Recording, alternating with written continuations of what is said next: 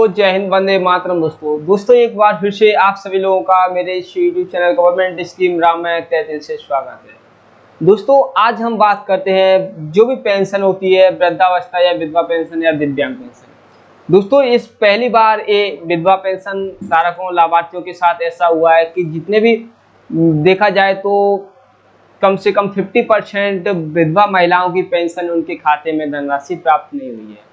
दोस्तों इससे पहले जो वृद्धा पेंशन होती थी वो भी इसी प्रकार से आज से 1 साल पहले यानी वित्तीय वर्ष 2023-24 में जो वृद्धावस्था पेंशन आई थी वो भी एनपीसीआई डायरेक्ट डीबीटी के माध्यम से आई थी। यानी जिस प्रकार से आपके खाते में आधार कार्ड लिंक है उसी अकाउंट में आपकी पेंशन आई थी, उसी प्रकार से अब फिर से ये विधवा पेंशन धारक लाभार्थी महिलाओं के साथ हुआ है।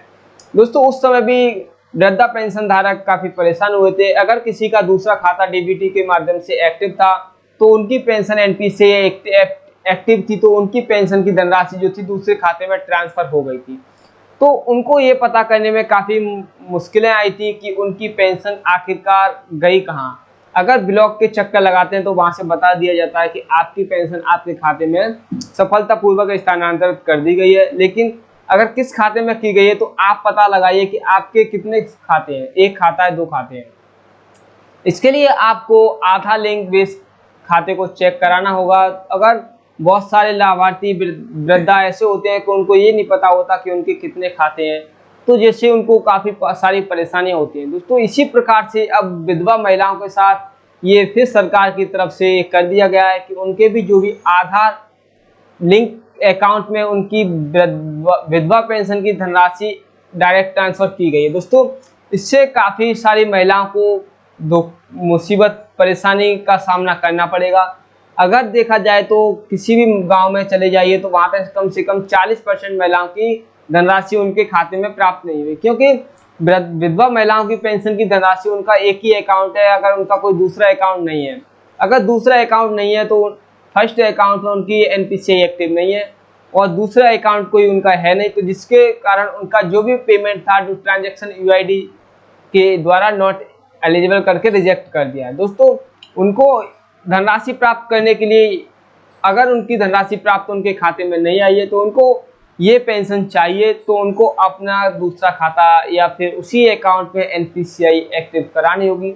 दोस्तों अगर बहुत सारी जगह देखा जाए तो बैंक वाले उनकी एनपीसीआई एक्टिव करने में काफ़ी समय लगा देते हैं, 10-10, 15-15 दिन लगा देते हैं, जिससे कि उनकी पेंशन आज देखा जाए तो आज 18 तारीख हो चुकी है, तो अगर वो एनपीसीआई एक्टिव कराएंगे तो ये लास्ट जून तक बताया जा रहा है कि अगर 31 जून तक आप अपने खाते में विधवा महिलाओं की एनपीसीआई एक्टिव करा देते हैं तो उनकी धनराशि उनके खाते में ट्रांसफर कर दी जाएगी। दोस्तों जिससे मेरा एक सीधा रूल है कि आप इंडियन पोस्ट पेमेंट बैंक यानी डाक खाने में जाकर अपना 200 रुपये से अपना अकाउंट ओपनिंग कराइए और जो भी सरकारी पैसा होता है उस अकाउंट में डायरेक्टली चला जाता है, क्योंकि उस अकाउंट को ओपन कराते समय उसमें एनपीसीआई डीबीटी यानी जो भी सारी सरकारी फैसिलिटी होती है उस अकाउंट में उसके अकाउंट ओपन करने के साथ ही एक्टिव कर दी जाती है।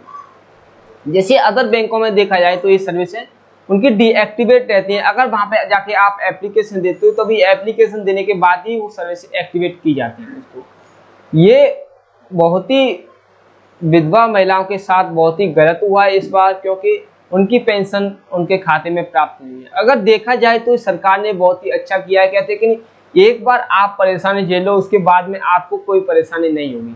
तो देखिए अब विधवा महिलाओं को ये सारी परेशानी झेलनी पड़ेगी, लेकिन आगे चल के जो पेंशन की धनराशि है वो उनके खाते में सीधी ट्रांसफर कर दी जाएगी।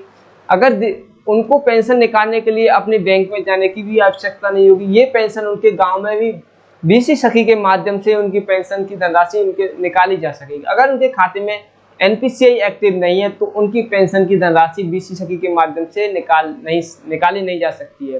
दोस्तों सरकार ने ये किया है कि जितनी भी सारी लाभार्थी होती है उनको किसी भी योजना के लिए किसी भी कार्य के लिए अपने विकासखंड स्तर पे अपने मार्केट में अपनी बैंक में भटकना नहीं पड़े। जो भी कार्य है उनकी ग्राम पंचायत में रहकर ही किया जाए। दोस्तों मेरा अगर किसी भी महिलाओं की विधवा महिलाओं की पेंशन उनके खाते में प्राप्त नहीं हुई है तो दोस्तों आप अपने एनपीसीआई एक्टिव के लिए एक एप्लीकेशन अपने बैंक में जाके ब्रांच मैनेजर को अपने दे दीजिएगा और दूसरी दूसरा काम एक कीजिएगा कि आप अपने नज़दीकी डाकघर में जाके अपना 200 रुपये से अपना अकाउंट ओपन कराइए, जिससे कि अगर बैंक की तरफ से आपकी NPCI एक्टिव नहीं की जाती है तो वो धनराशि अगर वहाँ से वाउचर क्रिएट होगा तो वो धनराशि बैंक के बजाय आपके आधार लिंक बैंक अकाउंट यानी डाक पोस्ट ऑफिस बैंक खाते में चला जाएगा। दोस्तों अगर आपको मेरी बात समझ में आई हो तो कृपया कमेंट बॉक्स में थंब जरूर कीजिएगा। दोस्तों इसी प्रकार से वीडियो देखने के लिए आप हमारे YouTube चैनल पर बने रहिएगा। दोस्तों मिलते हैं ऐसी अगली वीडियो में। जय हिंद, वंदे मातरम दोस्तों।